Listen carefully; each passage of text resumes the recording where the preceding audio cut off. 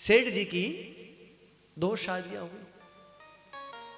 अब 2 शादियां हुई, सेठ जी 1, सेठानी 2, एक ऊपर वाले माले पर है और एक नीचे वाले माले पर है। सेठ जी का कारोबार बहुत अच्छे से चलता। एक सेठानी तो दुकान पर आकर के ही ले जाती थी, दूसरी कहती थी मेरे लिए घर पर लेके आ जाना। सेठ जी बहुत अच्छे से तारतम्य बना करके अपना जीवन चला रहे थे। बहुत समय तक अपना जीवन अच्छे से व्यतीत हो रहा है। एक दिन की बात है कि सेठ जी गल्ले पर बैठे थे, नीचे वाली सेठानी जो है पहुंच गई वहीं, और इसी बीच एक चोर को मौका लग गया। उसने कहा इस गली में, इस नगर में बहुत सारी चोरी करी, पर ये सेठ क्या नहीं करी। आज सेठानी जब दुकान पर जाएगी तो उस दिन मैं घर में चला जाऊंगा और बैठा रहूंगा छुपक करके। जब रात को ये सब सो जाएंगे तो घर साफ करके चला जाऊंगा। चोर इसी भाव को लेकर के घर में पहुंच गया। सेठानी कुछ देर बाद घर आ गई। शाम को सेठ जी भी आए। सेठ जी घर आए तो जो ऊपर वाली सेठानी थी उसने जो मंगाया था सामान उसको देने के लिए गए। अब उसको देने के लिए गए। आज सौभाग्य था सेठ जी का, कभी तो यह होता था कि सेठ जी को ऊपर भोजन करना है, कभी नीचे भोजन करना है, और कभी दोनों में से कहीं नहीं करना है। क्योंकि वो सोचती थी वो बनाएगी, वो सोचती थी वो बनाएगी। आज सेठ जी जैसी ऊपर कुछ सामान देके नीचे जाने लगे, कहने लगे भोजन बनाया मैंने, यहीं रहोगे, यहीं भोजन करोगे। इतने में नीचे से आ गई, अजी सुनते हो, भोजन लगा दूं। वो कहने लगी मैंने जो बनाया उसे कौन खाएगा। कहने लगी तूने बनाया तू खा ले। मैंने भी तो बनाया, उसे कौन, तूने जो बनाया उसे तू खा ले।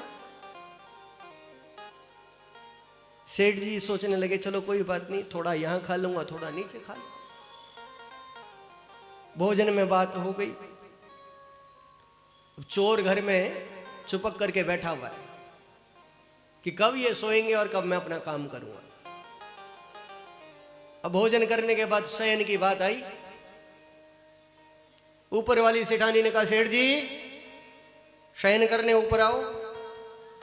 सेठ जी आधी सीढ़ी चढ़े थे, नीचे वाली ने कहा सुन नहीं रहे हो, नीचे आओ।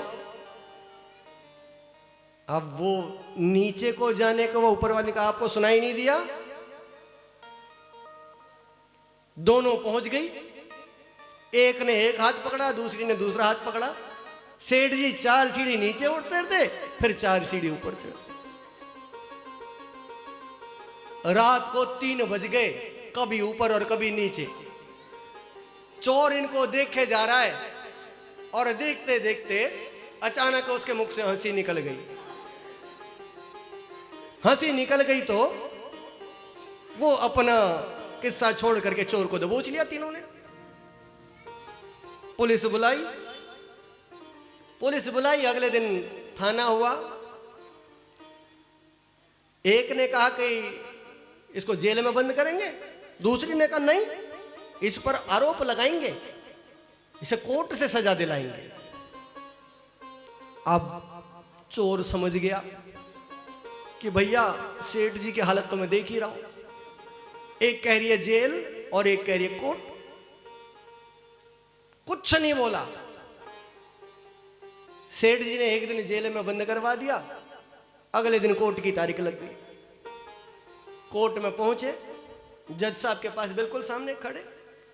अब जज साहब के पास जब सामने पहुंच गए, जैसे ही मुकदमा शुरू होता था, चोर हाथ जोड़ के कहने लगा माई बाप मैं अपना जुर्म कबूल करता हूं, पर माई बाप जो मर्जी सजा दे देना, पर 2 शादी की सजा मत देना। जो मर्जी सजा दे देना, पर 2 शादी की सजा मत देना। सेठ की हालत देख के आ रहा।